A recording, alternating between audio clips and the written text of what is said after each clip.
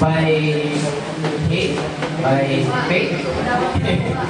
We cannot do something about it kasi in the beginning pa lang, review last week, di ba? Yung Ama mismo, siyang mismong gumulo ng wika ng katauhan dahil ang unang ginawa ng mga tao magtayo sa sarili nilang ngalan. Natutuwa rin naman ako, nandito yung isa nating pastor, no? Ang taas, nililibig niya yung ating aralin. Tama yung bilang Kristiyano na naniniwala sa pangalan. Diba? Ginawa tayong saserdote. Hindi lang pa sa saserdote, hari din. Dahil tayo, o si Yeshua, yung Messiah, panganay sa magkakapatid. Kung siya ay ginawang saserdote, sa pagkasaserdote ni Melchizedek, na sinabi ng ating kapatid, na biyaya. Diba? Kaya tayo tumatanggap ng biyaya. Mataas na antas. Dahil hinigitan natin yung katwiran ng mga pari sa iyo. Pare sa iyo. At saka mga sadok, iyo. Okay? Kung hindi kita katwiran nyo dyan, hindi kayo makakapasok sa kanilang langit. Sabi mismo ng anak. Diba? Kaya tayo daw dapat magpakasakdal. Kaya nga nung lumapit yung isang mayaman, bro, mabuting bro. Sabi na Rabbi Yeshua, di ba? Ba't ba ako tinatawag na mabuti? May isa na mabuti. Ako ba yun?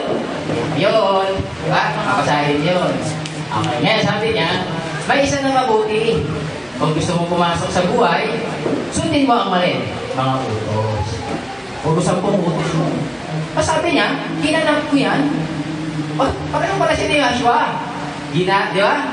Maliit na utit, ginaganap niya rin. Ginanap niya pala. Di ginanap din niya siya, pareho lang sila. Kaya alam may kulang siya. Kung gusto mo maging sakdal. Yan, di ba? Okay, ngayon. Pero kasi tinatawag na Juanes. Ang pinakamagaling na Juanes ngayon si Tiboloy. Ito no, kaya niya siya talunin. Nilibay niya si Jesus Christ, father na siya. Ewan ko lang, yung tatay ni Jesus Christ, naging lolo. Di ba? Hindi na natin, ha? Di ba? Ngayon, sa talata, nagkakagulo tayo. Dapat matapat yung puso mo na nagtuturo kasi sabi ni Santiago, huwag kang maging muro ang bawat isa sa inyo, tatanggap na mas mabigat na hatol. Kung may hatol, meron mas mabigat na hatol. Okay? Ngayon, ito. Sabi sa 30 ni Yeshua, Bisaya, Kristo. Yeshua, Kristo, Kristo, Yeshua, Kristo, Yeshua. Diba? Ako at ang Ama ay iisa. Nagalit yung mga kababayan niya. Diba? Okay. Ngayon, nung nagalit yung mga kababayan niya, tumampot sila ng bato. Mga bato. Okay. Okay yan? Sige. Sayang. Hindi ko na-touch yung galit, tsaka yung mga Diyos, tsaka yung one. Hindi ko malik ka na lang, kasi mabalik na na. Gusto ko lang mag-comment doon sa Godhead ni Pastor Dan. Kasi, at least parang malapit may indwelling. Pero, watch out for this oneness doctrine na may alam sa indwelling. May Diyos. Kaya tinatanong ko na nakaraan. Ito yung anak. Itong anak. Sabi ko, ito, yung Diyos naglagay ng binhi sa sinapupunan ni Maria. Ipinanganak yung tao. Ito naman tao. River Jordan, yung Diyos, ito na, ito ang tingnan nyo mabuti. I hope sundan nyo. May tinatawag na Kristo, at least turo ni Eli Soriano ito halos ngayon, magkadikit. Di ba na ang Godhead ni Eli Soriano ngayon? Itong Kristo, tumahan sa anak. Tao, all the fullness of Godhead dwelleth in Him bodily. Sino yung tinahanan tao? Sino tumahan ng Diyos? Ang isa kong itatanong dito, at this part of my comment, Diyos ba itong Kristo o hindi? Kasi mayroon pa, may Diyos eh. Isinugo raw ng Ama, ginamit na talata kanina, isinugo raw ng Ama yung Espiritu Santo. At itong Espiritu Santo, tinatawag din, baka nagkakamali na Kristo. So, dalawa.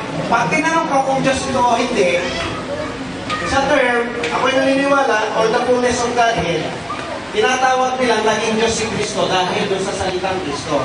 Comment ko lang naman to. Ang salitang Kristo or Christ or Messiah ay may maraming connotation. Nag-iestra ako ng Diyos siya in the sense na pag yung Christ or anointed. Kunti lang. Mayroon tinatawag na anointing.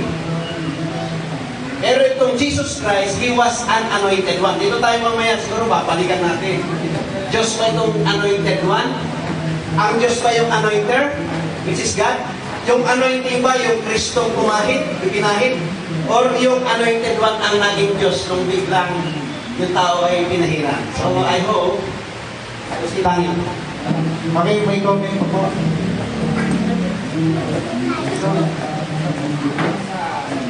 Ganun po, ganun. Yung ganun po, yung binagay kasi ni... Nagkaroon kasi ng malakayin din si Pastor Dani at si Pastor Rolly. Yung ganun doon sa ganun. Pag wala, tatayo pa ako eh. Oh, okay na rin. Kasi, bago po kayo tayo siya, ano ba? Si Brother,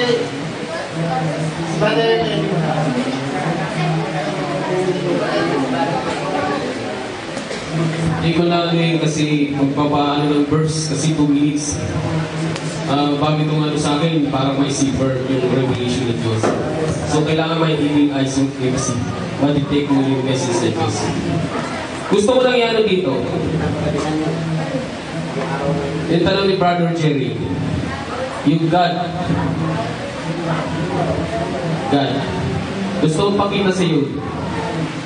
Diyos din yan. Diyos din yan. Pero ito, Son of God. Maliit ka na G. Because this one is from the bosoms of